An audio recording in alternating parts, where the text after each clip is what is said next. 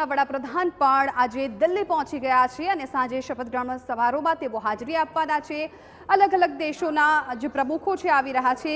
મોરિશિયસના વડાપ્રધાનનું ભારતમાં આગમન, પ્રવિંદ જુગનાથનું દિલ્હીમાં ઉમળકાભેર સ્વાગત કરાયું છે। પીએમ મોદીના શપથ ગ્રહણ સમારંભમાં તેઓ ભાગ લેવાના છે। શપથ ગ્રહણ સમારંભ માટે ભારતે તેમને આમંત્રણ પાઠવ્યું હતું।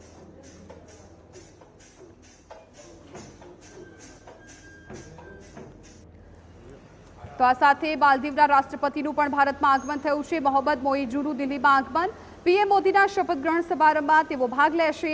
ભારતના આમંત્રણનો સહર્ષ તેમણે સ્વીકાર કર્યો છે। રાષ્ટ્રપતિ બન્યા બાદ પ્રથમ વખત તેઓ ભારત આવી રહ્યા છે।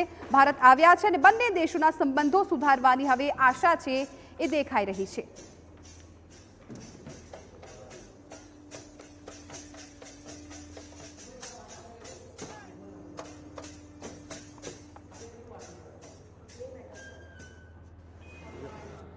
તો જે ચહેરાઓના નામ સામે આવ્યા છે ટીવી સ્ક્રીન પર પણ આપ જોઈ રહ્યા છો। પ્રધાન પદના જે દાવેદાર છે જેપી નડ્ડા, કે જેઓ હિમાચલ પ્રદેશથી લડ્યા હતા। નીતિન ગડકરી ફોટા સાથે માહિતી ટીવી9 સ્ક્રીન પર આપ જોઈ રહ્યા છો। એ તમામ પ્રધાનમંડળના દાવેદારોના નામ, નીતિન ગડકરીનો સમાવેશ થયો છે। જેપી નડ્ડા, નીતિન ગડકરી, આ સાથે પ્રહલાદ જોશીને પણ આ વખતે પ્રધાનમંડળમાં સ્થાન તેમને મળ્યું છે।